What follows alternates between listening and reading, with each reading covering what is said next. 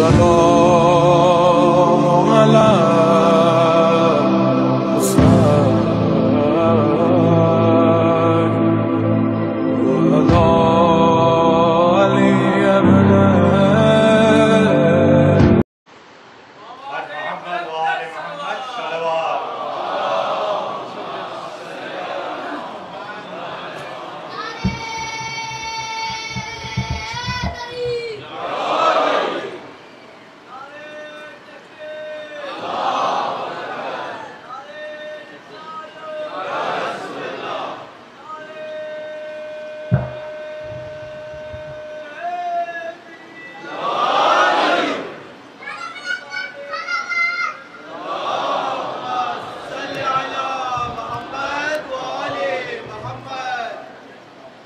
أعوذ بالله من الشيطان الرجيم بسم الله الرحمن الرحيم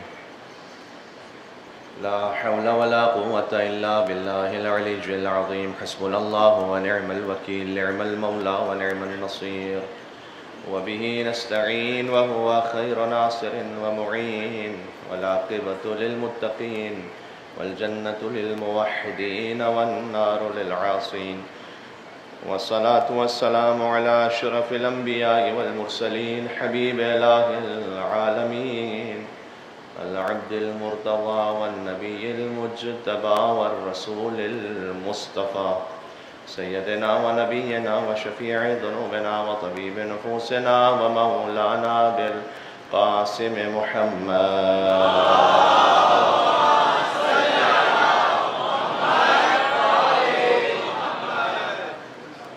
وأهل بيته الطيبين الطاهرين المعصومين المظلومين المنتجبين المنتخبين الميامين اللهم صل وسلم وزد وبارك على صاحب الدعوة النبوية والسولة الحيدرية والعصمة الفاطمية والحلم الحسنية والشجاعة الحسينية والعبادة السجادية والمآثر الباقرية والآثار الجعفرية والعلوم الكاظمية والحجج الرضوية والجود الثقفية والنقاوة النقوية والهيبة العسكرية والغيبة الإلهية اللهم صل على محمد وآل محمد رحمة الله على محبيهم واللعنة الدائمة على أعدائهم أجمعين آج دل کر رہے ہیں براہ راست سرکار ختمی مرتبت سے توسل کریں جو موضوع ہے ہمارا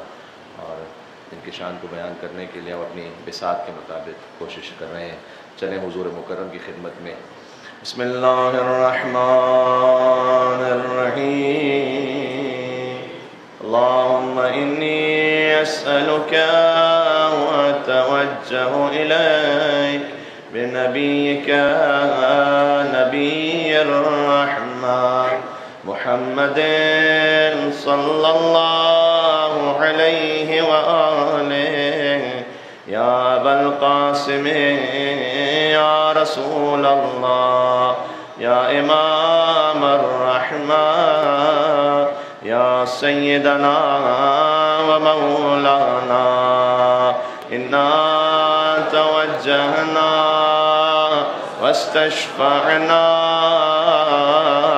وتوسلنا بك إلى الله وقدمناك بين يدي حاجاتنا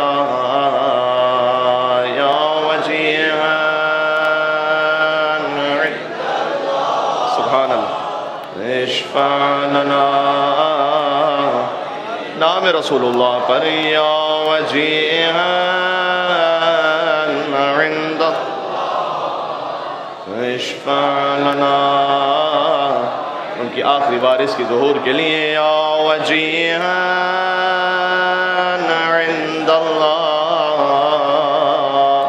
اشفع لنا عند اللہ صلوات بر محمد و آل محمد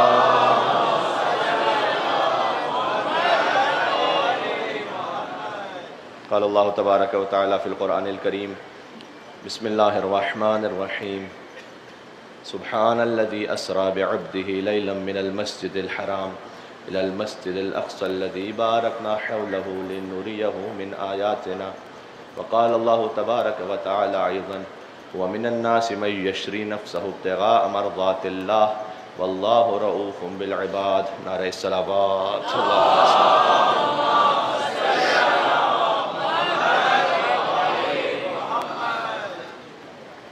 جب اللہ خود کہے سبحان اللہ، سبحان ہے وہ پروردگار جو لے گیا اپنے عبد کو رات کی اس تاریکی میں، کہ جو رات تو تاریک ہے لیکن اتنی روشن ہے، قیامت تک پر محیط ہے اس رات کا پیغام اور اس کے فضائل. لیلن یہاں تنوین عظمت ہے. لیلن یعنی کوئی عام رات نہیں ہے، وہ ایک ہی تو رات ہے کہ جس کا ذکر اس انداز سے کیا، ایک دن ہے کہ جس کا ذکر کیا الیوم اکملت لکم دینکم. وہ اپنے عبد کو لے گیا. کل بات یہاں تک پہنچی تھی کہ میزبان ہے خدا، مہمان ہے مصطفیٰ. آغازی میزبان وہ مسجد الحرام، انتہائی میزبانی مسجد اقصیٰ سے مراد انتہائی نقطہ سجود، یعنی عالم امکان کا آخری مقام، جہاں امکان کی حد ختم ہو جائے اور واجب کی حد شروع ہو جائے. ممکن الوجود کی آخری حد، جہاں سے پھر واجب الوجود ہے. تو میزبان ہے خدا، مہمان ہے مصطفیٰ. میزبانی کا آغاز مسجد الحرام، انتہائی نقطہ سجود تک. اختتام لہجہ ہے علی ابن ابی طالب کا. ایک خاص الخاص لہجے میں اس لیے گفتگو کی کہ خود اللہ سبحانہ وتعالیٰ نے فرمایا کہ محمد میں نے آپ کے قلب میں دیکھا تو سب سے زیادہ علی کو محبوب پایا. لہٰذا میں نے اس لہجے میں آپ سے بات کی کہ آپ کا دل مطمئن رہے. وہ لہجہ کہ جس سے آپ آشنا ہیں اور شناسا ہیں، اسی سے گفتگو ہو. اور وہاں پر خاص ایک نور وہ عطا ہوا کہ وہ نور مرکز عالم ہے. اس نور کو لے کر حضور زمین پہ تشریف لائے، اور میں نے عرض کیا کہ یہ بلا فصل ہے وہ نور کہ جو اللہ نے اپنے حبیب کو عطا کیا ہے. اشہد انک کنت نورا فی الاصلاب الشامخہ والارحام المطہرہ، ائمہ علیہ السلام کے لیے. لیکن جو بی بی کی زیارت ہے اس میں آپ دیکھیں کہ یا ممتحنۃ امتحنک الا الذی خلقک قبل ان یخلقک فوجدک لما امتحنک صابرا. اے وہ امتحان شدہ کہ جس کا امتحان خود اللہ نے لیا، اور امتحان اس وقت لیا کہ ابھی آپ کو خلق بھی نہیں کیا تھا. یہ اللہ جانتا ہے یا مصطفیٰ جانتے ہیں کہ اس کا مطلب کیا ہے، کہ ایک انسان کہ جس کو خلق ہی نہ کیا ہو اس سے پہلے اس کا امتحان کیسے ہو سکتا ہے. فوجدک لما امتحنک صابرا، اور اس امتحان میں آپ کو صبر کرنے والا پایا. اور وہ نور زمین پر آیا اس کیفیت میں کہ وہ نور محافظ رسالت بھی ہے اور محافظ ولایت بھی ہے. دیکھیں میں بات کو تھوڑا سا اب اس منزل سے اور آگے لے جانا چاہتا ہوں. حضور مکرم پر مشہور قول کے مطابق جو قرآن میں 6666 آیتیں، آیت لینے کے لیے کہیں مصطفیٰ کو خود جانا نہیں پڑا. میری بات پہنچ رہی ہے اب تک میں کیا کہہ رہا ہوں؟ یعنی حضور سفر میں تھے، آیت سفر میں آئی. حضور حضر میں تھے، آیت حضر میں آئی. حضور مسجد میں تھے، آیت مسجد میں آئی. حضور گھر میں تھے، آیت گھر میں آئی. حضور بستر پر تھے، آیت بستر میں آئی. حضور ناقے پر تھے، آیت ناقے پر آئی. حضور جنگ میں تھے، آیت جنگ میں آئی. حضور سلو میں تھے، آیت سلو میں آئی. جہاں جہاں کہیں مصطفیٰ تھے آیت پیچھے پیچھے پیچھے آتی رہی. یہ کون سی آیت اللہ العظمیٰ ہے؟ اللہ کی سب سے بڑی نشانی، جسے لینے کے لیے اللہ نے عرش پہ بلایا. آپ کو یہ لینے کے لیے آنا پڑے گا، یہ لینے کے لیے آنا پڑے گا. اور مجھے ایک کوئی واقعہ بتلا دیجئے، سیرت رسول پہ ہماری بات ہو رہی ہے، مجھے کوئی ایک واقعہ بتلا دیجئے کہ جب آیت نازل ہوئی ہو، کوئی بھی آیت، تو حضور اس آیت کے احترام میں کھڑے ہو گئے ہوں. جو ہے آپ کے میں کیا کہہ رہا ہوں بھائی، مل کے صلوات بے دو نام بی بی فاطمہ الزہرا سلام اللہ علیہا محمد.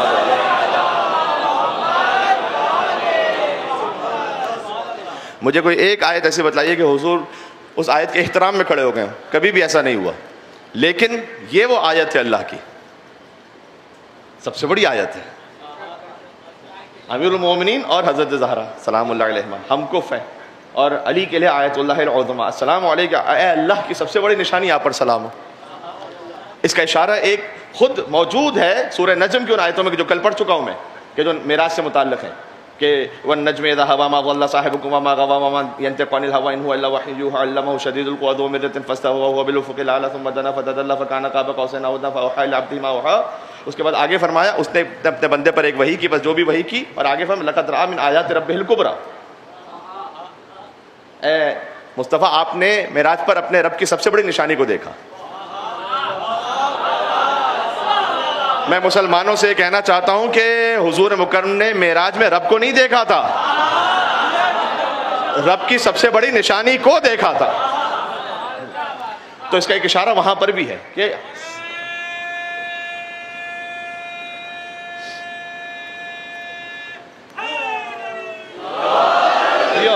یہ تھا بعثت کا 5واں سال کہ بی بی کے نور مطہر کی آمد ہوئی، اور پھر بہرحال مکے والوں کے مظالم مسلسل جاری تھے کہ ابتر کا تانا بھی دیا جاتا تھا، آپ جانتے ہیں اس بات کو، راہ میں کانٹے بچھائے جاتے تھے، پتھر مارے جاتے تھے۔ ایک وقت ایسا آیا کہ اب حضور مکرم نے جب مدینہ ہجرت فرمائی ہے تو اس سے پہلے کی ایک منزل میں آپ تک پہنچانا چاہتا ہوں، پھر ہم آستے سے آگے بڑھیں گے۔ ایک وقت ایسا آیا کہ اب گویا مکہ رہنے کے قابل نہیں رہا تھا، اور حضور مکرم طائف گئے، مدینہ سے پہلے طائف گئے کہ جب مکے والے میرے پیغام کو نہیں سن رہے تو میں کسی اور مقام پہ جاؤں، اور وہاں جا کر اللہ کا پیغام پہنچا۔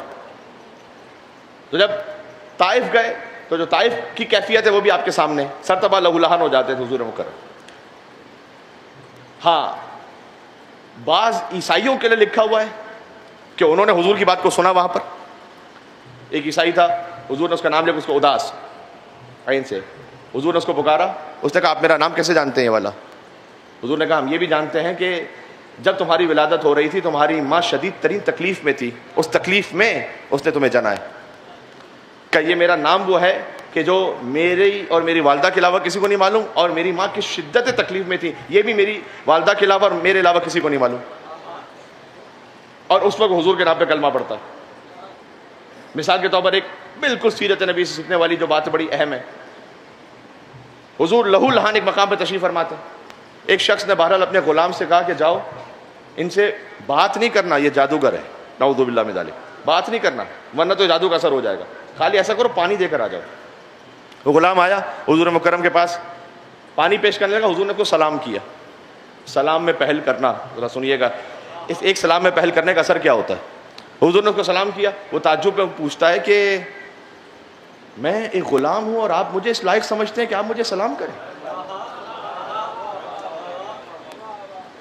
حضور نے کہا کہ ہم یہ جانتے ہیں کہ تم کس سرزمین سے ہو، تم نینوا کی سرزمین سے ہو، اور نینوا کی سرزمین میرے بھائی یونس کی سرزمین ہے۔ دیکھیں میں آپ سے عرض کروں، ایک دفعہ میں میڈیا پہ گفتگو کر رہا تھا اور بات ہو رہی تھی تکبر پہ، تو اخلاقی موضوعات پہ جو ڈسکشن ہوتا ہے، تو کسی اینکر نے مجھ سے پوچھا کہ مولانا صاحب یہ تو سبھی کو معلوم ہے کہ تکبر برا ہے، غرور بری بات ہے، لیکن کوئی یہ نہیں بتلاتا کہ اگر کسی میں کوئی تکبر آ جاتا ہے تو اس کو توڑا کیسے جائے، کوئی ریمیڈی تو بتائیں۔ تو بس اللہ جانے، بس میرے ذہن میں مولا کا کرنا یہ تھا کہ فوراً ایک بات آئی، اور اس بات کو سن کے اس نے کہا کہ مولانا صاحب یہ اتنی آسان ریمیڈی آج تک میں نے سنی نہیں تھی کہ اتنا سادہ رکھا ہے اسلام نے وہ معاملہ۔ میں نے کہا دیکھیں مولا علی کا فرمان ذیشان ہے، اور انہوں نے نقل کیا حضور مکرم سے، یعنی محمد نے بھی فرمایا، علی نے بھی فرمایا کہ تم اپنے چھوٹوں کو سلام میں پہل کیا کرو تو اللہ تمہارے دل سے تکبر کو دور کر دے گا۔ کتنی سادہ سی بات ہے، سننے میں سادہ سی بات ہے، کبھی کر کے دیکھیے گا تو اتنا آسان بھی نہیں ہے۔ چھوٹوں کو مطلب خالی چھوٹی ایج کا بندہ نہیں، یہ اسٹیٹس کی بات ہو رہی ہے۔ آپ کبھی اپنا جو چھوٹا ملازم ہے نا اس کو خود سے سلام کرتے ہیں، آپ کا دل آپ کو روکے گا پہلے کہ تم بڑے ہو، تم سیٹ ہو، تم باس ہو، تم کیوں سلام کرو گے، وہ سلام کرے گا۔ لیکن اگر آپ نے کرنا شروع کر دیا تو یقین فرمائیے اللہ آپ کے دل سے تکبر کو نکال دے گا۔ یہ جسٹ اتنی سی بات، سلام میں پہل کرنا۔ تو خود حدیث میں آیا کہ جو سواری پر ہے وہ پیدل والے کو سلام کرے، اس لیے کہ سواری کا والے کا جو درجہ ہے وہ ظاہر میں اسٹیٹس میں اوپر ہے، وہ اپنے کمتر کو سلام کرے۔ تو یہ بچوں کو بھی سلام میں پہل کرنا، اور اپنے سے بظاہر جو عہدے میں کمتر ہے اس کو سلام میں پہل کرنا آپ کے دل سے غرور کو نکال دے گا۔ اللہ اکبر۔ تو حضور نے اس کو سلام کیا، طائف کی بات سنا رہا ہوں۔ اس نے کہا آپ نے مجھے اس لائق سمجھا کہ آپ مجھے پہلے خود سلام کریں گے؟ میں تو غلام ہوں. غلاموں کی حیثیت جو ہے نا وہ حیوانوں سے بھی بدتر ہوتی تھی اس زمانے میں. سلام کرنا دور کی بات، کوئی ان کو بات کرنے کے لائق نہیں سمجھتا تھا. حضور نے سلام کیا، اسے جواب دیا، کہا میں جانتا ہوں تم نینوہ کی سرزمین سے ہو، اور نینوہ کی سرزمین میرے بھائی یونس کی سرزمین. کہا آپ یونس کو بھی جانتے ہیں، یعنی یونس علیہ السلام کو؟ کہا میں اسی تسلسل کا نبی ہوں، میں کیسے نہ جانوں. کہتا ہے مجھے کلمہ پڑھوائیے، اشہد ان لا الہ الا اللہ اشہد ان محمد رسول اللہ. سلام میں پہل کر طائف سے حضور پھر واپس تشریف لائے، اور اب آپ کو تھوڑا سا میرے ساتھ صبر سے چلنا پڑے گا، ایک منزل تک مجھے آپ کو پہنچانا ہے کہ ایک گروپ بن گیا پھر مکہ میں، جس کو قرآن نے بیان کیا سورہ ہجر میں، مستہزئین کا، استہزاء کرنے والوں کا، یعنی مذاق اڑانے والوں کا، حضور کا مذاق اڑانے والا، نعوذ باللہ من ذالک. اس کا ایک پورا گروپ بن گیا. انا کفیناک المستہزئین، قرآن میں آیت ہے کہ ان مذاق اڑانے والوں سے آپ فکر نہ کیجیے، ہم آپ کو محفوظ رکھنے والے ہیں. لیکن حضور کو اس انداز سے طنز و تشنیع کیا کرتے تھے. دیکھیں اب تک کے جو فضائل کا میں بیان آپ کی خدمت میں کر رہا تھا، اور جتنی میری حیثیت تھی میں نے آپ کی خدمت میں بیان کرنے کی کوشش کی. اس کا یہ مطلب نہیں ہے کہ حضور مکرم روز جب صبح کو اٹھتے تھے تو بہت روزی تھا، سب کچھ بہت اچھا سا تھا سلسلہ.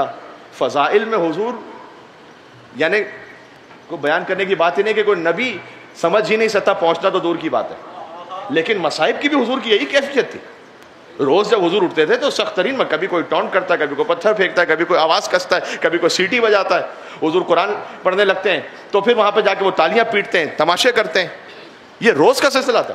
تو یہ آسان نہیں تھی زندگی، سخت ترین حالات میں حضور مکرم زندگی گزار رہے تھے. تو انا کفیناک المستہزئین. اور اس میں ولید بن مغیرہ جو کہ خالد بن ولید کا باپ، مستہزئین میں وہ بھی ہے. اب دیکھیں میں نے نام لیا ہے، میں خالی باپ کے حوالے سے بات کر رہا ہوں، میں باقی اور کسی طرف نہیں جانا چاہتا.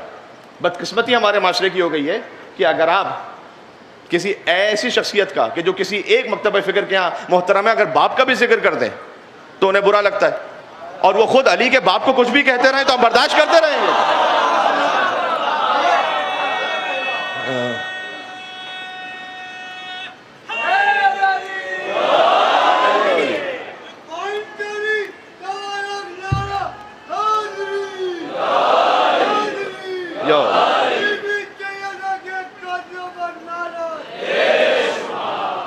اس میں سے ایک عاص ابن وائل ہے، عامر ابن عاص کا باپ. تو یہ مستہزئین کا 5 لوگوں کا ایک گروہ ہے کہ جو حضور پر اتنا طنز تشنیع کرتے ہیں، مذاق اڑاتے ہیں. اور مذاق اڑاتے کا مطلب یہ کہ اس کو سادہ الفاظ میں نہیں لیجیے گا، سڑکوں پر زور زور سے چیخ چیخ کر حضور کے بارے میں جو باتیں کرتے ہیں. تو اللہ نے کہا انا کفیناک المستہزئین، آپ فکر نہ کیجیے، ہم آپ کو حفاظت. اور یہ ہر تبلیغ کرنے والے کے ساتھ، بلکہ ہر سوشل ورک کرنے والے کے ساتھ آپ کہیں کوئی خدمت انجام دینا چاہیں. حتیٰ کتنی مرتبہ ایسا ہے کہ آپ ایک شوہر اور زوج میں طلاق ہونے لگی ہے یا کوئی ایسا معاملہ ہے، آپ جا کے سلو کروانا چاہیں، پتہ نہیں ان کی سلو ہو جانا ہو، آپ ضرور بدنام ہو جائیں گے کہ اس نے اس کا ساتھ. تو یہ آپ مینٹلی طور پر پریپیئر رہیے کہ جہاں کہیں کوئی کسی پبلک فیلڈ میں، وہ یہ ہو ہی نہیں سکتا کہ وہ تہمتوں سے بری ہو جائے، ممکن ہی نہیں. حضرت موسیٰ علیہ السلام نے اللہ سے کہا پروردگار میں تیرے سے ایک ریکویسٹ کر رہا ہوں، یہ جو میں تبلیغ کرتا ہوں نا، لوگ میری بات نہ مانے، چلو نہ مانے، کم سے کم مجھے برا تو نہ کہیں. ایٹ لیسٹ یہ تو ہو کہ بات نہیں ماننے، برا تو نہیں کہیں مجھے کم سے کم. اللہ نے پتا کیا جواب دیا؟ کیا ہے موسیٰ، تم اپنے لیے وہ مانگ رہے ہو جو میں نے اپنے لیے بھی نہیں رکھا ہوا ہے. ایک صلوات بھیج دو نام رسول اللہ صلی اللہ علیہ وآلہ وسلم. اللہم صلی اللہ. لوگ تو اللہ کو بھی برا کہتے ہیں، تو آپ کیا کام کرنا چھوڑ دیں گے کیا؟ ہاں آپ میسج پہنچانا چھوڑ دیں گے؟ نہیں، ایسا نہیں ہو سکتا. تو اس کے لیے کریج چاہیے، اس کے لیے ہمت چاہیے. ہمت کہاں سے ملتی ہے؟ محمد علیہ وسلم. اور اگر کہیں پہ کوئی اس طرح کا الزام کو تہمت لگے تو اس میں آپ فکر بھی نہ کیا کریں. میں گھریلو معاملات کی بات کر رہا ہوں، اس کے علاوہ بھی بات کر رہا ہوں. فرض کیجئے کہ کوئی ایسا بہتان آپ پہ لگ گیا کہ آپ کا سے کوئی لینا دینا کوئی تعلق ہی نہیں، یا آپ نے وہ بات کہی نہیں کہ جو آپ کے نام سے منسوب کر دی کہ فرض کیجئے، یا کہیں کچھ اور سمجھی کچھ اور، فرض کیجئے کچھ بھی ہے. اور اگر کہیں تہمت لگتی ہے آپ بالکل فکر نہ کریں. کیوں؟ اس لیے کہ مولا نے فرمایا کہ اگر تم پر کوئی ایسا الزام لگائے جو تم میں نہ ہو تو یہ وہ آسان ترین نیکی ہے جو اللہ نے اس کے ذریعے سے تمہارے نامہ اعمال میں لکھ دی ہے. ایزیسٹ بلیسنگ ہے، کچھ بھی نہیں کیا تم نے، خود بخود نیکی مل گئی. حضور مکرم کو استہزاء کرنے والے بھی تھے. 6 لوگ اس کے بعد مدینہ سے آئے, انہوں نے آ کے کہا کہ دیکھیں مکہ والے آپ کی بات سننے کو تیار نہیں. کتنے لوگ اس وقت تک مسلمان ہوئے تھے پتہ ہے؟ 100 سے 150 کے درمیان کا عدد ہے. یہ بہرحال 150 صحابی ہیں اس وقت حضور کے, لیکن اس سے زیادہ نہیں ہے. اور حضور کو کتنے برس ہو چکے ہیں تبلیغ کرتے کرتے؟ 10 سے 11 سال 12 سال. شیب ابی طالب ہو چکا ہے. شیب ابی طالب پہ تو میں گیا نہیں اس وقت, کہ جو کچھ ہے وہ ابو طالب کا صدقہ اور حضرت خدیجہ کے مال کا صدقہ. شیب ابی طالب میں کہاں تھے وہ بڑے بڑے نام, کہ ابو طالب کہ اس مقام پر جو شیب کہتے ہیں اس گھاٹی کو, وہاں پر حضور مکرم پناہ لے کر رہے, اور سارا مال جو خرچ ہوا وہ حضرت خدیجہ کا تھا. دین نام ہی 2 چیزوں کا ہے, یا خدیجہ کے مال کا یا ابو طالب کی آل کا. پورا دین ہی یہی. تو کوئی ہم سے یہ نہیں کہہ سکتا کہ آپ سیرت مکرم بیان فرما رہے ہیں حضور مکرم, تو آپ بار بار یہ حضرت ابو طالب کا ذکر کہاں سے آ جاتا ہے, یہ حضرت خدیجہ کا ذکر کہاں سے آ جاتا ہے؟ تو ان کا ذکر نہ کروں تو کیا تمہارے بزرگوں کا ذکر کروں گا؟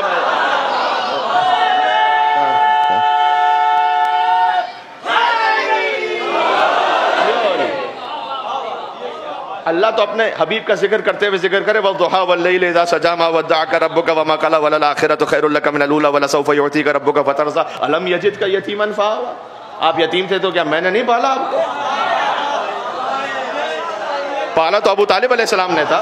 اللہ کہتا ہے میں نے پالا. مجھے پورے قرآن میں بتلائیے اللہ نے کسی کافر کے عمل کو اپنا عمل کہا.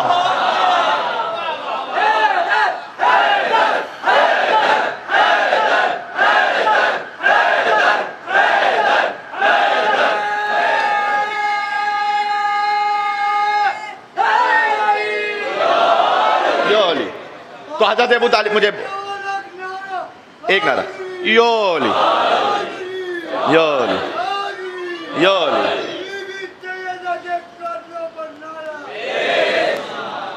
تو اللہ جزا خیر عطا فرمائے. بہرحال میں گفتگو آگے بڑھا رہا ہوں.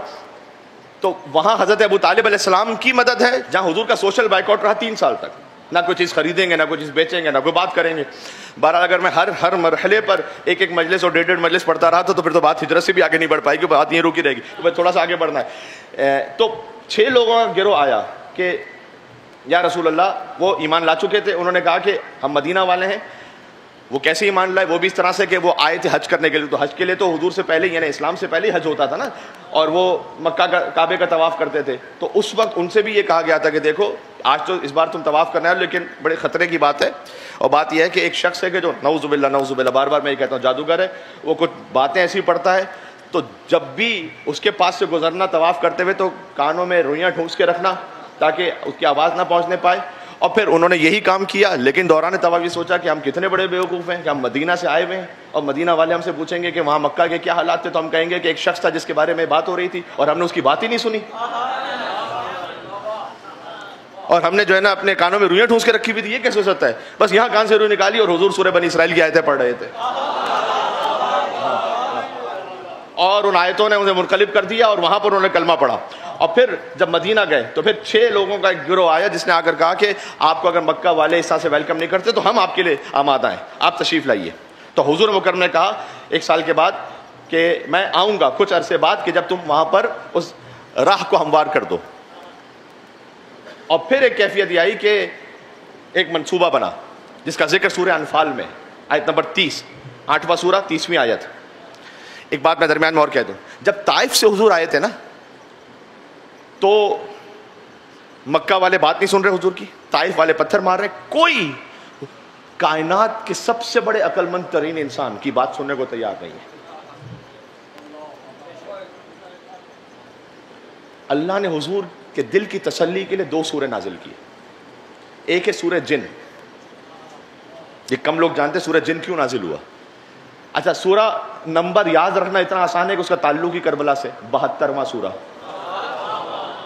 تو آپ کو ذہن میں رہے گا. تو 72واں سورہ ذرا جا کے پڑھیے گا اسٹارٹ میں. قل جو شروع ہوتا ہے قل سے, اوحی الیہ, مجھ پہ وحی کی گئی کیا ان استمع نفر من الجن, کہ جنوں کی ایک جماعت نے قرآن کو سنا ہے جب حضور پڑھ رہے تھے قرآن, اور وہ کہتے ہیں کہ انا سمعنا قرآن عجبا, ہم نے تو عجیب قرآن ایک سنا ہے. یہ ہدی الروح سے جو ہدایت کی طرف دعوت دیتا ہے, فآمنا بھی, ہم قرآن پر ایمان لے کر آتے ہیں. تو اللہ تسلی دینا چاہ رہا تھا حضور مکرم کو کہ اگر انسان آپ کی بات کو سننے کو تیار نہیں تو ہم نے جنوں کو خلق کیا ہے ایسے. کہ جو آپ کی بات کو سنیں گے اور آپ پر ایمان لے کر آئیں گے. تو ایک تو یہ تسلی تھی سورہ جن. تو سورہ جن کو جا کے دیکھے گا, سورہ نمبر 72. ایک سورہ نازل ہوا, اس کا بھی نمبر یاد رکھنا بڑا آسان ہے, نام بھی آپ کو معلوم ہے, وہ ہے سورہ یوسف. وہ بھی اسی وقت نازل ہوا, اس کا نمبر ہے 12. تو ایک 12ویں سورہ کا میں نے کہا, ایک 12 اور 72 پر ذرا صلوات کو بھیج دو محمد والے.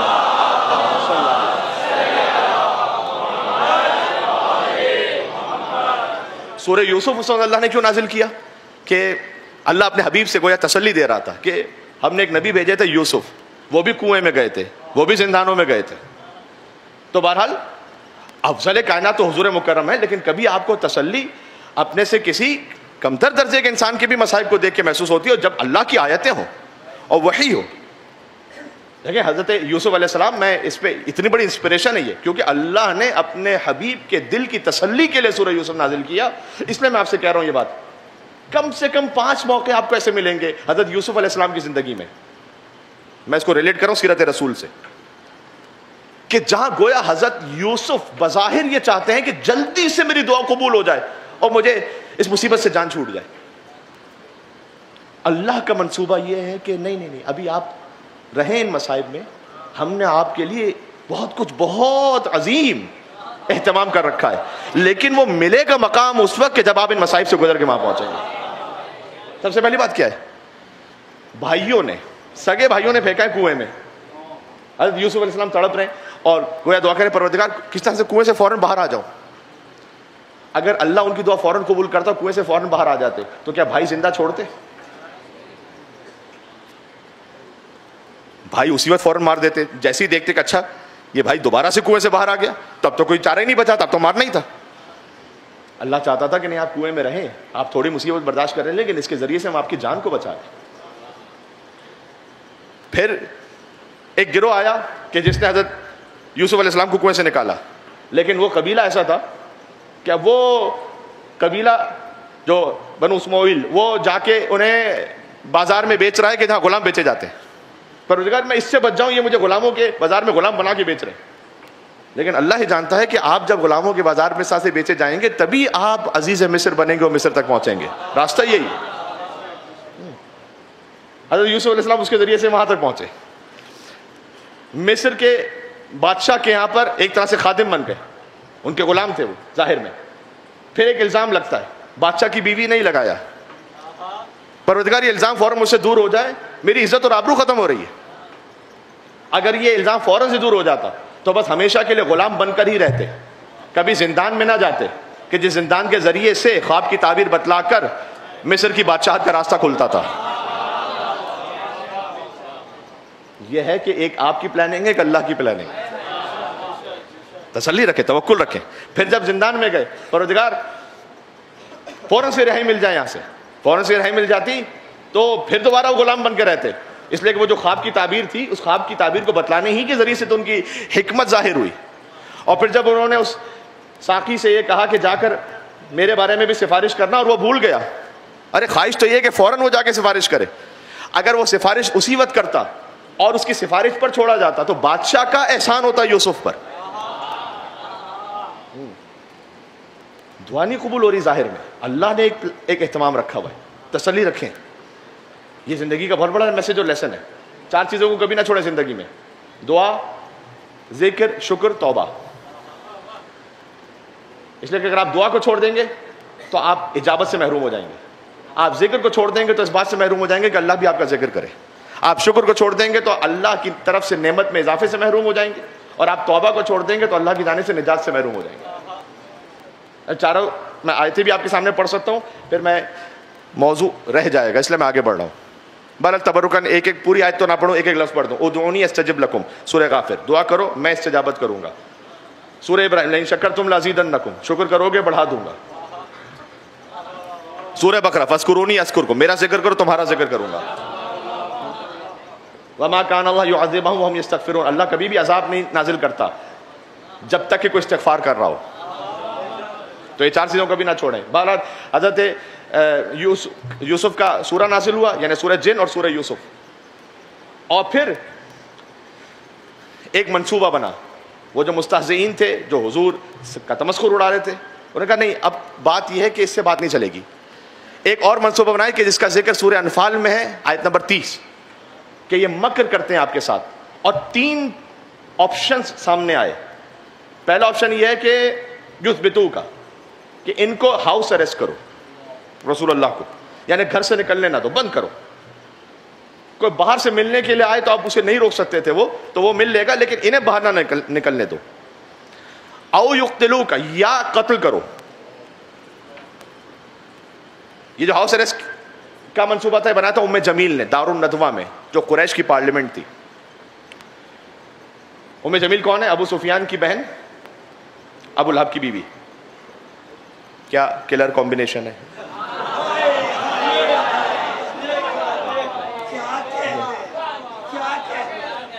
تو اس نے کہا ہاؤس اریسٹ کرو. کہ ہاؤس اریسٹ میں مشکل یہ ہے کہ پھر بھی لوگ تو ملتے رہیں گے, جو ملنے کے لیے جائے گا وہ انسپائر ہو کے آ جائے گا, پیغام تو نہیں رکے گا. کہ دوسرا یہ ہے کہ یخرجو کا, نکال دو, یعنی سرزمین عرب سے ہی پورا نکال دو. کہ لیکن وہاں مشکل یہ ہے کہ جب وہاں اگر کہیں چلے گئے تو پھر کہیں اور تبلیغ کرنے لگیں گے اور وہاں سے ہمارے خلاف اپرائزنگ ہوگی. تو آخری حربہ یہ کہ یقتلو کا, سورہ انفال آیت نمبر 30. پوری آیت میں نہیں پڑھ رہا, آگے بڑھنا ہے, ایک ایک لفظ پڑھ رہا ہوں. قتل کرو, ہجرت سنا رہا ہوں, ہجرت اب قتل کرو. اچھا قتل کرو تو کنسنسس ہو گیا, ہاں قتل کرنا پڑے گا. اچھا قتل کون کرے گا؟ ہم تو نہیں کر سکتے. کیوں؟ اس لیے کہ جس نے قتل کیا کوئی اور چھوڑ دے, علی تو نہیں چھوڑے گا اسے.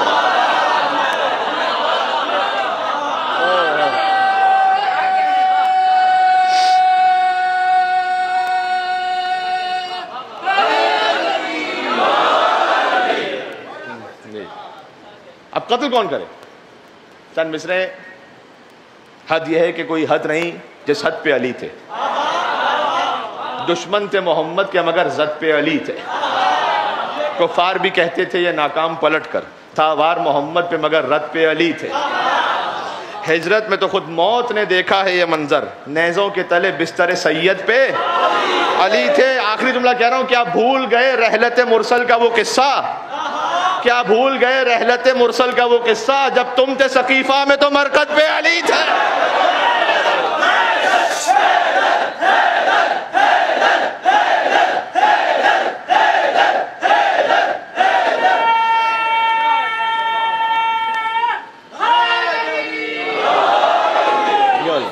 تو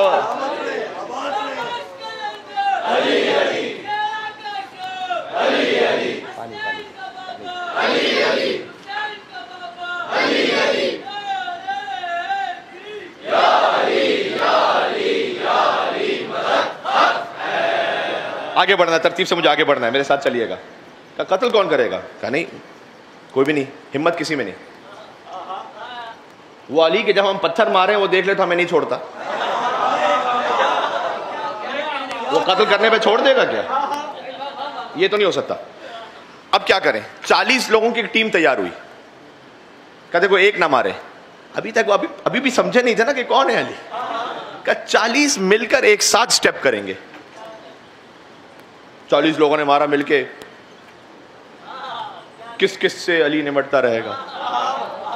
اب ان بیچاروں کو کیا پتا تھا کہ علی کو چھوڑ دیجئے, عباس جب 30,000 کے لشکر کے سامنے ہو تو 30,000 کا پتا پانی ہو جاتا ہے وہاں پر. انہوں نے کہا نہیں, 40 لوگ مل کے مارو. 40 لوگ تیار ہوئے اور اب وہ رسول اللہ کے گھر کے باہر گویا موقع دیکھ رہے ہیں. ابو لہب اس نے کہا دیکھو رات کے وقت نہیں گھسنا. اچھا کیوں؟ آپ کو تعجب ہوگا وجہ پر. ایک طرف سے ہے حضور مکرم کے قتل کا ارادہ, دوسری طرف سے چونکہ حضرت خدیجہ کی بہن کی بیٹیاں جو حضور کے گھر میں رہتی تھی اور حضور کی اپنی ہی بیٹیوں کی طرح کہلاتی تھی, اور حضرت زہرا سلام اللہ علیہا بھی, تو گویا حضور ہی کی اپنی بیٹیاں کہی جاتی تھی وہ. تو گویا ابو لہب کے مطابق کیا ہے؟ محمد کا چچا ہے. تو پھر بھتیجیاں ہوئی نا آگے. اور کہ دیکھو رات کے وقت داخل ہو گئے تو ہو سکتا ہے کہ مثلاً حجاب نہ کیا ہو. اب یہ وہ بات ہے کہ کیسا تمسخر ہوا اسلام کی تقدیر کے ساتھ، کٹا شبیر کے ساتھ، نعرہ تکبیر کے ساتھ. تو ایک طرف سے لیکن یہ بات سیکھنے والی بھی ہے کہ اس وقت ابو لہب کو حضور کے خانوادے کی مستورات کے حجاب کا بہرحال خیال تھا. یہ خود ایک مصائب کا سلسلہ ہے. اور دوسرا یہ بھی سیکھنے کے لیے بات ہے کہ آج 2025 میں مجھے اپنے گھر کی خواتین کے حجاب کا کتنا خیال ہے. حجاب کا خیال کرنے کے لیے مسلمان ہونا ضروری نہیں ہے. کس چیز کا ہونا ضروری ہے وہ آپ خود سمجھتے ہیں. تو اس نے کہا رات میں نہیں جانا یہ صحیح نہیں ہے, صبح کو جانا. صبح کو یہ ہوتا ہے کہ بہرحال مستورات جو عربوں کا ایک طریقہ بھی تھا کہ چادر وغیرہ جس طرح سے لے لیتی ہیں, تب صبح کو جانا, صبح کو مارنا. ہاں لیکن اتنی شدید دشمنی تھی اس کے دل میں اپنے ہی بھتیجے کے لیے کہ نیند میں نہیں مارنا. یہ جو ہے نا کہ اگر مولا علیہ السلام کے اوپر چادر ہے اور انہوں نے دیکھا تو اندر سے در حقیقت علی تھے, تو چادر ہٹائی کیوں نہیں, مطلب ہٹائی کیوں, ویسے ہی حملہ کر دیتے. تو یہ ابو لہب نے کہا. اب کبھی وہی ہے نا, دشمن کا منصوبہ ہوتا ہے, اللہ کا منصوبہ کچھ اور ہے. اس نے یہ کہا کہ میں چاہتا ہوں کہ شدید تکلیف میں مارا جائے محمد, نعوذ باللہ من ذالک. نیند میں مار دو گے تو اتنا زخم محسوس نہیں ہوگا, جگا کر مارو 40 ایک ساتھ. اب یہ گھر کو گھیر کے بیٹھے ہوئے, حضور اس وقت گھر کے اندر ہیں, حضور نے ہجرت فرمانی ہے. حضور نکلیں کیسے؟ اللہ کی وحی پہلے ہی نازل ہو چکی تھی کہ ان 150 اصحاب میں سے فقط علی بن ابی طالب ہے جو اس لائق ہے کہ آپ کے بستر پر سو سکے, لہذا علی ہیں. علی حضور کو نکلنا ہے مدینہ کی طرف. بیت الشرف سے ایسے باہر آئے کہ ہاتھ میں ریت تھی, پھینکا. وَجَعَلْنَا مِن بَيْنِ أَيْدِيهِمْ سَدًّا وَمِن خَلْفِهِمْ سَدًّا فَأَغْشَيْنَاهُمْ فَهُمْ لَا يُبْصِرُونَ. سورہ یاسین. اس آیت کو پڑھتے ہوئے حضور چلے کہ ہم آگے بھی دیوار بناتے ہیں, پیچھے بھی دیوار بناتے ہیں, اور پردے ڈال دیتے ہیں کہ دیکھ ہی نہیں پاتے. کبھی آپ کسی مشکل میں ہو, ایسے حالات میں کہ جہاں سے آپ نے سانسیں گزرنا, اس آیت کو پڑھ کے گزریے گا تو اس کے آثار آپ دیکھیں گے. اور حضور مکرم چلے, صبح کا وقت ہوا, یہ کیا کر رہے ہیں, اندر پتھر پھینک رہے ہیں. اور پتھر کہاں گر رہے ہیں؟ رسول اللہ کے بستر کے پاس. مولا علی علیہ السلام ہے کہ جاگ ہی نہیں رہے.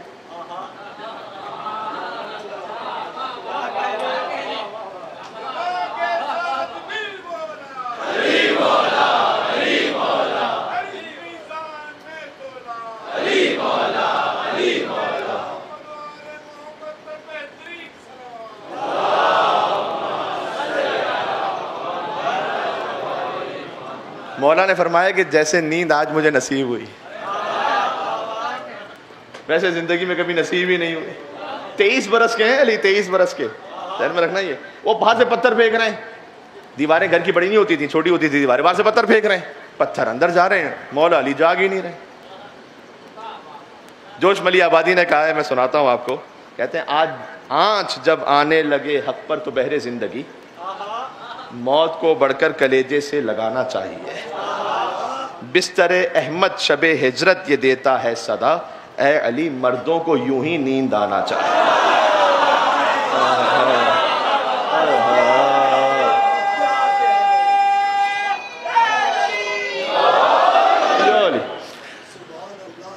صبح کے وقت اب کوئی بیدار ہو کے باہر ہی نہیں آ رہا, نہ کوئی جنبش ہے, حملہ کیا. یہ وہ موقع ہے کہ اللہ نے ناز کیا ہے وہاں فرشتوں کی محفل میں علی بن ابی طالب پر. جبرائیل و میکائیل کو بلایا, دونوں سید الانبیاء اور سب سے افضل ملک. کہا میں نے تم دونوں کے لیے ایک زندگی قرار دی ہے, تم میں سے کون ہے ایسا کہ جو اپنی زندگی کا کچھ حصہ دوسرے پر قربان کرنے کو تیار ہے؟ دونوں نے کہا کہ اے پروردگار ہم تیری عبادت زیادہ کرنا چاہتے ہیں, لہذا اپنی زندگی میں سے کوئی کمی نہیں چاہتے. کہا جاؤ اس وقت زمین پر 2 بھائی ایسے ہیں کہ ایک بھائی دوسرے بھائی پر اپنے آپ کو ایسے قربان کر رہا ہے, اور جاؤ علی کے قدموں میں جا کر رہو. یہ روایت میں کہ جاؤ علی کے قدموں کی طرف جا کے کھڑے رہو اور فخر و مباحات کرو اس بھائی علی بن ابی طالب پر کہ جو اپنے بھائی محمد مصطفیٰ کے لیے اپنے نفس کو قربان کرا. اور اس وقت یہ آیت نازل ہوئی کہ وَمِنَ النَّاسِ مَن يَشْرِي نَفْسَهُ ابْتِغَاءَ مَرْضَاتِ اللَّهِ وَاللَّهُ رَءُوفٌ بِالْعِبَادِ. انسانوں میں سے ایک ایسا ہے کہ جو اپنے نفس کو بیچ دیتا ہے مرضی پروردگار کو خرید لے.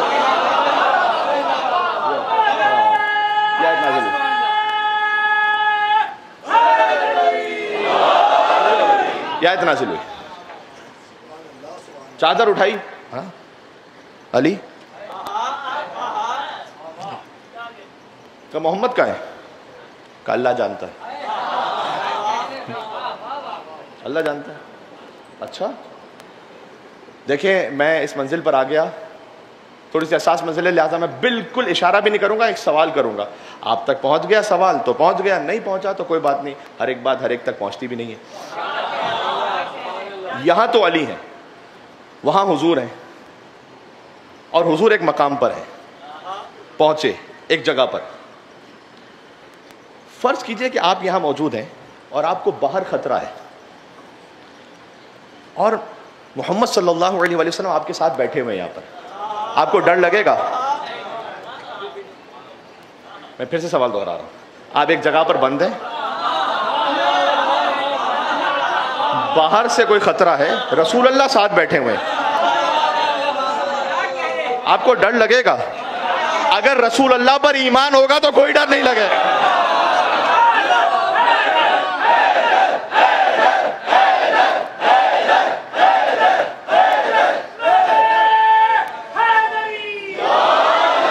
بس میں نے جو بات کہنی تھی وہ کہہ دی ہے، میرے ساتھ چلنا کہ اگر رسول اللہ ساتھ میں ہے، رسول اللہ سے بڑھ کر کائنات کی کون سی ہستی ہے جسے اطمینان مل سکتا ہے؟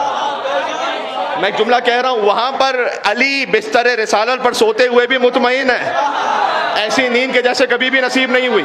ظاہری طور پر رسول اللہ ساتھ میں نہیں ہے، تب بھی ایمان بے رسالت ایسا ہے، ایمان بے رسالت ایسا ہے. فقط ایک سوال کیا تھا علی نے کہ یا رسول اللہ میرے سونے سے آپ کی جان بچ جائے گی؟ کہا علی جان بچ جائے گی اگر تم ہم بن کر سو جاؤ. میں ایک منزل پر لے آیا ہوں، اور کہیں پر منزل اگر یہ ہو جائے کہ رسول اللہ ساتھ میں ہو لیکن کہیں پر کوئی اضطراب ہو جائے تو میں کیا کروں اور کیا کہوں؟ وہ دن نہ ملیں گے، وہ مقدر نہ ملے گا، کعبے کی قسم اب کوئی حیدر نہ ملے گا، اور مل جائے گا چھپ کر کہیں رونے کا مقام، سونے کو مگر بستر سرور نہ ملے.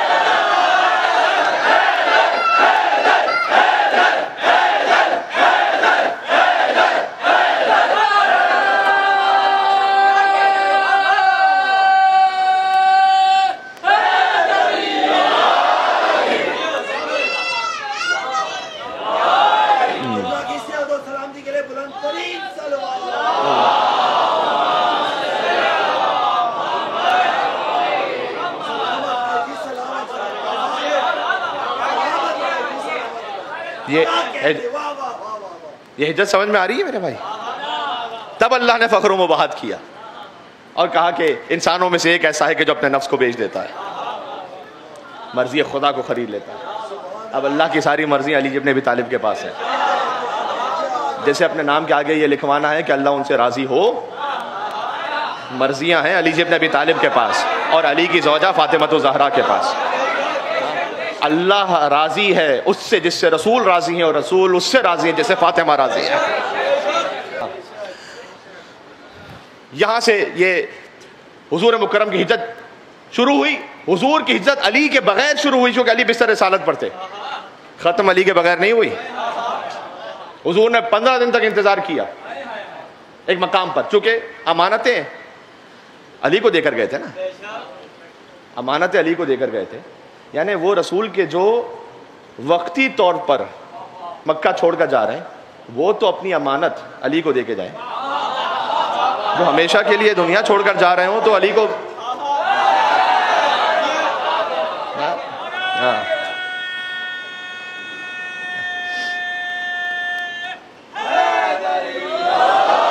یا علی بس.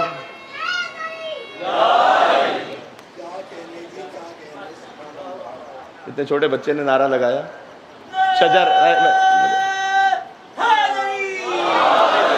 شجر سب ہر زن ہوتے ہیں غنچے بول پڑتے ہیں. شجر سب ہر زن ہوتے ہیں غنچے بول پڑتے ہیں، اور علی کا ذکر آ جائے تو شجرے بول پڑتے ہیں.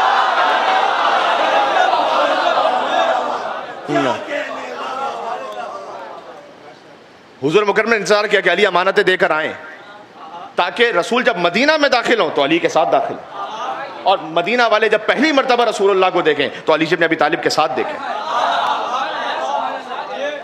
تاکہ یہ منظر ہمیشہ ذہن میں رہے کہ مصطفیٰ اور مرتضیٰ یہ غدیر کے میدان کا بھی یہی منظر ہے، ساتھ میں دیکھیں۔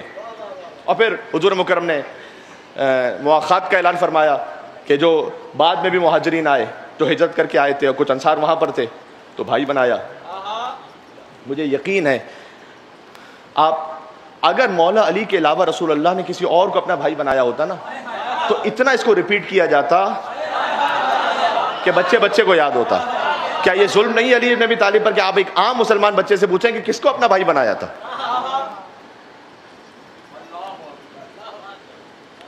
حضور نے بہرحال جب بھائی بنایا تو اس میں ہے کہ کس کو کس کا بھائی بنایا، عقیدے کو دیکھ کر، مزاج کو دیکھ کر، طریقے کو دیکھ کر، وہ تاریخ میں ہے۔ پھر سلمان کو ابو ذر کا بھائی بنایا، اور پھر جب سب کو ایک دوسرے کا بھائی بنا چکے تو امیر المومنین علیہ السلام گویا ایک اداسی کی کیفیت تھی، کہا یا علی آپ کی اداس کیوں ہیں؟ کہا یا رسول اللہ آپ نے سب کو سب کا بھائی بنایا، مجھے کسی کا بھائی نہیں بنایا۔ حضور نے کہا علی اگر ان میں کوئی تجھ جیسا ہوتا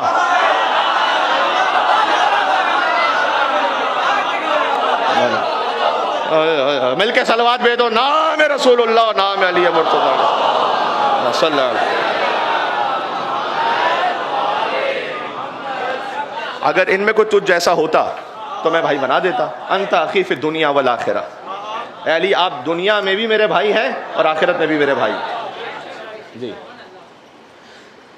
کل یہاں سے بات شروع کروں گا کہ پھر وہ اپنی خفگی کو مٹانے کے لیے کہ محمد ہمارے ہاتھ سے کیسے چلے گئے، پھر وہ آئے تھے بدر میں۔ بدر میں علی نے جو کیا وہ آپ کے سامنے، وہ کل انشاءاللہ بات شروع ہوگی کہ اب وہ آئے ہیں۔ بہرحال یہ زخم پھر اتنے تھے، کلمہ پھیل رہا تھا، لا الہ الا اللہ کا کلمہ پھیل رہا تھا، محمد رسول اللہ کا، دشمنی بڑھی تھی علی ولی اللہ سے۔ مشکل یہ تھی۔ میں آپ کی خدمت میں ایک چھوٹا سا وظیفہ بھی پیش کروں جو موضوع سے متعلق ہے۔ خود اسماء گرامی اہل بیت اطہار، ان میں جو تاثیر ہے یا محمد میں یا علی میں، ایک روایت سناؤں تاکہ آپ کا دل اور مضبوط ہو، پھر آپ اس وظیفے کو انشاءاللہ اپنی زندگی میں لے کر آئیے گا۔ فقط یہ دو نام۔ پانچویں امام کے پاس ایک شخص آیا، امام نے کہا کہ مسمک، تیرا نام کیا ہے؟ کہ محمد۔ حضور پر بات ہو رہی ہے۔ حق تو یہ تھا کہ نام گرامی پر بھی، حضور کی کنیت پر بھی ایک پوری مجلس ہوتی، لیکن وقت ہی کہا تھا کہ اس تفصیل میں جایا جائے، لیکن اشارہ تو سن لیجئے گا۔ کہا کہ مسمک، نام کیا تیرا؟ محمد۔ بما تکنا بھی، کہا گھر میں کس نام سے پکارتے ہیں؟ کبھی گھریلو نام ہوتا ہے نا، اب ویسے ہی میں مثال دے رہا ہوں کہ کسی کا نام ہوتا ہے جعفر صاحب، گھر میں کہتے ہیں پپو بھائی، تو گھر میں بالکل ہی الگ نام کر دیتے ہیں۔ تو کہا مسبو کا تیرا نام کیا؟ اس نے کہا محمد۔ بما تکنا بھی، گھر میں کس نام سے بلاتے ہیں؟ اس نے کہا علی۔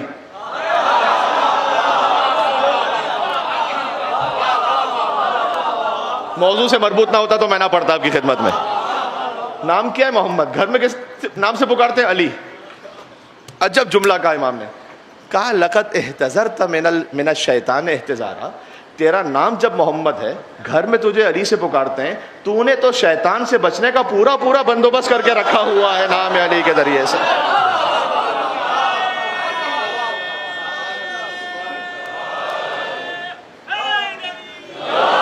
یو علی میرے ساتھ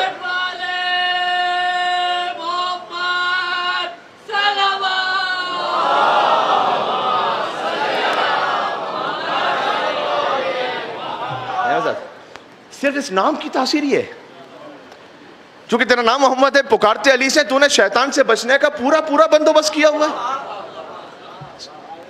یعنی میں کہوں چلتی پھرتی اعوذ باللہ ہے نام علی بن ابی طالب۔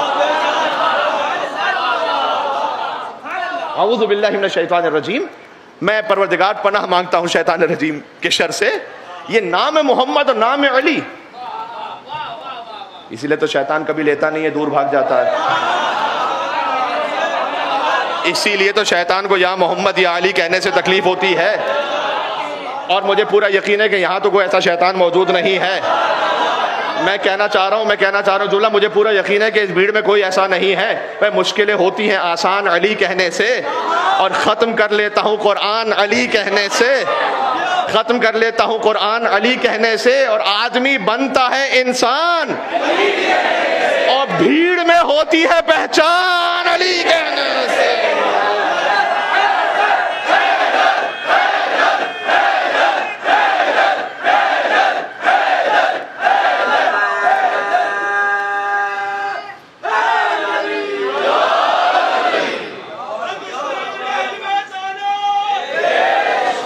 توجہ ہے آپ کی؟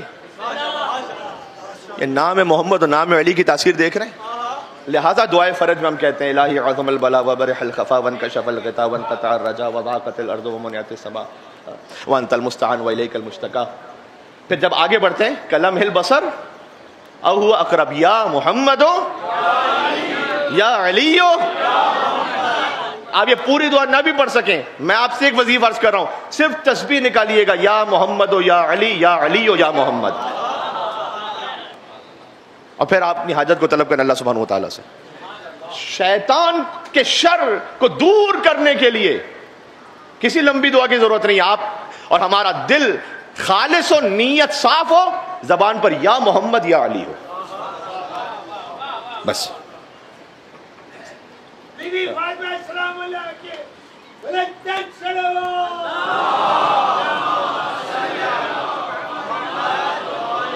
دیکھو صلوات اگر بھیجنا ہے تو ایسے کہ جیسے مدینہ اور نجف تک آپ کی آواز بآواز بلند جائے، ایسا صلوات بھیجیں۔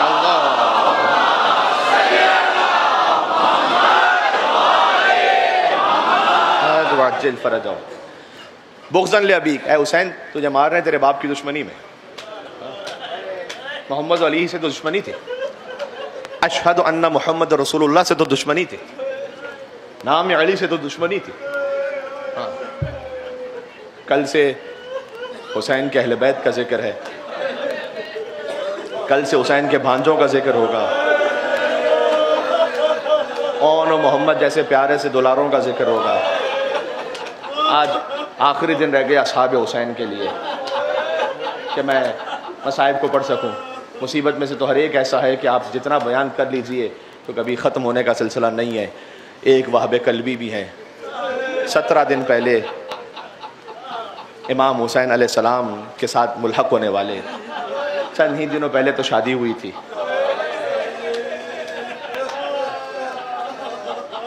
عیسائی تھے، اشہد ان لا الہ الا اللہ اشہد ان محمد رسول اللہ پڑھا حسین کو دیکھ کر، حسین کو اپنا امام مانا۔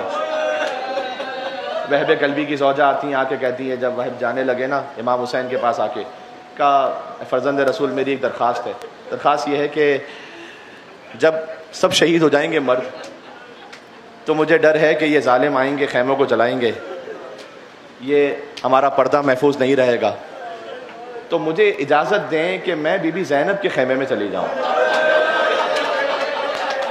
اس لیے کہ میں تو ابھی تازہ مسلمان ہوئی ہوں، میرے سر سے تو چادر چھین لیں گے، لیکن زینب تو رسول کی نواسی ہے، بی بی زینب کے سر سے تو کوئی چادر نہیں چھینے گا۔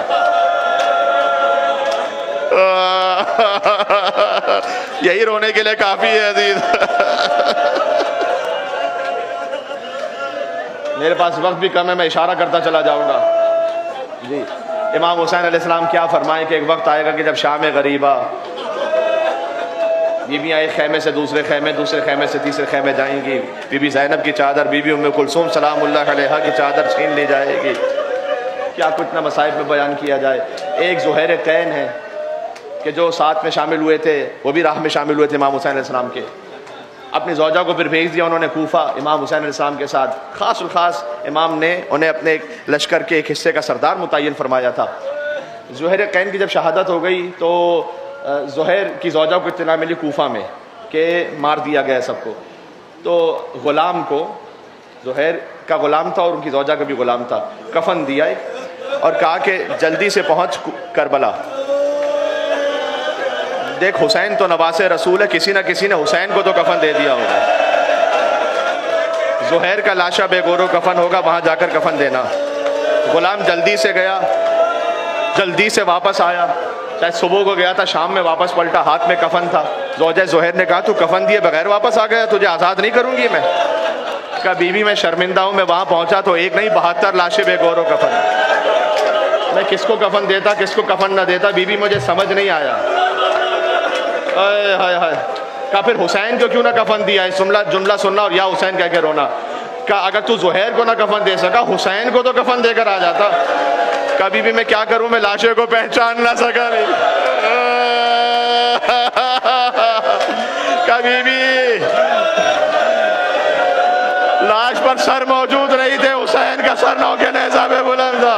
حسین کا لاشا ایسے پامال تھا کہ معلوم نہ ہو سکا حسین کا. ابھی زیارت کی منزل آئے گی، آپ کربلا جائیں گے. کتنے ہی مومنین ہیں جو عاشور پہ بھی جانے والے ہیں، 40 پہ جانے والے ہیں. میں نے ایک بزرگ بہت بڑے مرجع تقلید نجف کے آیت اللہ، ان سے میری خود ملاقات ہوئی. انہوں نے مجھ سے کہا تھا کہ اپنے زائرین سے یہ کہنا کہ جب حسین کی زیارت پر جائیں تو یہ نہ سمجھیں کہ کوئی میت ہے کہ جو دفن ہے.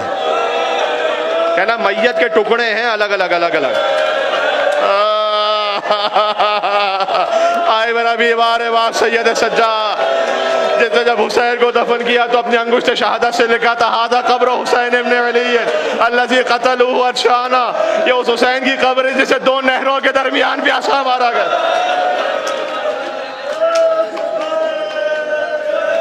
ایک منزل تک مجھے اور آنا ہے، چلنا میرے ساتھ چلنا. پھر ایک ہے حسین کے بچپن کا دوست حبیب ابن مظاہر. کیسے ہو سکتا ہے کہ عشرہ حسین جاری ہو اور مولا حبیب کا ذکر نہ ہونے پائے؟ یہ ممکن ہی نہیں ہے، اس لیے کہ حبیب ابن مظاہر وہ ہیں کہ آج تک الگ سے خاص ذریعہ ہے. سبحان اللہ، تمام شہیدان کربلا میں حبیب ابن مظاہر کے لیے. اور عراقی جب وہاں جاتے ہیں تو ذریعہ کے پاس کھڑے ہو کر کہتے ہیں یا نا السلام علیکہ ناصر الحسین، اے حسین کی مدد کرنے والے ناصر آپ پر سلام ہو. سجلنا من زوار الحسین، آپ سے درخواست ہے کہ آپ ہمیں حسین کے زائروں میں لکھ لیجئے گا. یعنی حبیب ابن مظاہر کا کام ہے کہ وہ حسین کے زائروں کے نام لکھیں. میں یہاں بیٹھ کر فرش عذاب آپ سب کی نیابت میں نیت سے کہہ رہا ہوں کہ اے حبیب ہم سب کا بھی نام لکھ ہم سب کا بھی نام لکھ لیجئے گا. ایک تو یہ کہ ہمیں کربلا بلائیے گا، دوسرا اس فرش عذاب پر ہمارا نام لکھ لیجئے گا اے حبیب کہ جہاں حسین کی مجلس ہو رہی تھی ہم فقیر بن کر وہاں بیٹھے تھے اور یا حسین کہہ کر حسین پر ہو رہے. حبیب کو خط لکھا من حسین ابن علی ابن ابی طالب الی رجل فقیہ حبیب ابن مظاہر. اللہ اکبر. یہ خط ہے حسین ابن علی ابن ابی طالب کی جانب سے رجل فقیہ حبیب ابن مظاہر کے نام. سبحان اللہ سبحان اللہ. حبیب نے اپنے غلام کو سواری دی، کہا کہ میرا انتظار کرنا. اور جب وہ کوفہ کے پاس پہنچے، میرے پاس اب وقت نہیں کہ سارے واقعات، تو تھوڑا سا تاخیر ہو گئی تھی. جو غلام ہے نا وہ حبیب کے گھوڑے پر اپنے ہاتھوں کو رکھ کے کہہ رہا تھا کہ تو فکر نہ کر، اگر میرا آقا نہیں آیا نا میں خود تجھ پہ سوار ہو کے جاؤں گا اپنے مولا حسین کی مدد کے لیے. حبیب نے تڑپ کر کہا کہ مولا یہ کون سا وقت آ گیا کہ جب غلام بھی سید زادوں کے لیے، رسول اللہ کے نواسوں کے لیے مدد کو تڑپ رہے ہیں. ایک مرتبہ میں کیا کہوں، حبیب حسین کے لشکر میں پہنچے تو اللہ اکبر کی صدائیں تھیں، نعرہ تکبیر کی صدائیں تھیں. ایک مرتبہ اون و محمد نے آ کر کہا کہ مامو حبیب، ہماری والدہ نے آپ کو سلام کہا ہے. حبیب اپنے گھوڑے سے زمین پر گرے، کربلا کی خاک اپنے سر پر ڈال کے کہتے تھے پروردگار تو مجھے معاف کر دینا، آج علی کی بیٹی کا سلام. یہی حق ہے رونے کا. نہیں معلوم اگلے برس کون زندہ رہے، کسے پھر محرم کربلا نصیب ہو سکے. حبیب کے ساتھ ایک مسلم ابن اوسجہ ہیں کہ جو وہ بھی حبیب کے دوست ہیں. اور جب مسلم کی شہادت ہونے لگی تھی، مسلم بوڑھے تھے، تو حبیب پہنچے تھے نا امام حسین کے ساتھ مسلم کے لاشے پر. تو مسلم سے کہا کہ دیکھو اے مسلم، تمہارے بعد میں بھی شہید ہونے والا ہوں، لیکن تمہارے دل میں کوئی حسرت نہ رہ جائے، اگر کوئی وصیت ہے تو کر کے جاؤ. کانپتے ہاتھوں سے مسلم نے اوسجہ نے اشارہ کیا اب عبداللہ حسین کی طرف، اسی کا بحاظ الامام. اے حبیب وصیت یہ ہے کہ مرتے مر جانا، اس امام کو نہیں چھوڑنا. بس جیسے مسلم نے اوسجہ کی شہادت ہوئی نا تو مسلم کا ایک چھوٹا بچہ تھا کہ جو خیمے سے نکلا، اتنا چھوٹا تھا کہ تلوار حمائل تھی اور خط کھینچتی بھی جا رہی تھی. امام حسین علیہ السلام نے اس بچے کو روکا کہ اس بچے کو روکو، یہ کیوں جا رہا ہے میدان میں، اسے روکو. کہا آقا میں مسلم ابن اوسجہ، میرے باپ کا لاشا ہے نا آپ کے قدموں میں، میں انہی کا بیٹا ہوں. کہا نہیں تو اتنا چھوٹا ہے، تجھ سے جہاد ساقط ہے، اور تیری ماں خیمے میں ہے، وہ ضبط نہیں کر پائے گی. کہ اپنے شوہر کا لاشا دیکھے اور پھر تیرا بھی. ایک مرتبہ خیمے کے در کے پیچھے سے آواز آئی کہ اے فرزند رسول یہ بیوہ کا ہدیہ ہے، اسے رد نہیں فرمائیے.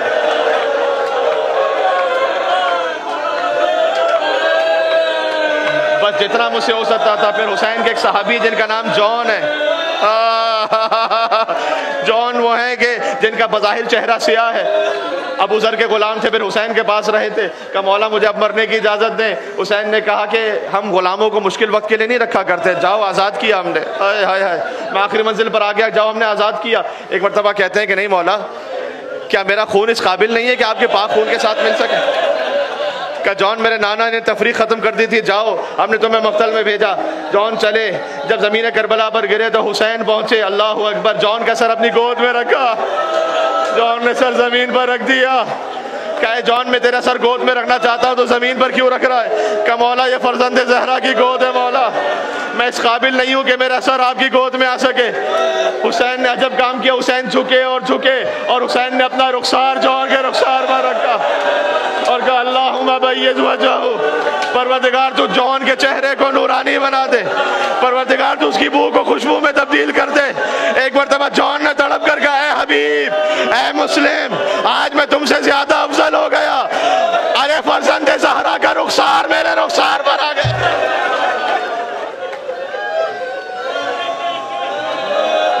اپنے دلوں کو کربلا لے کر چلنا. سلام علی حسین وعلی علی ابن حسین وعلی اولاد الحسین وعلی اصحاب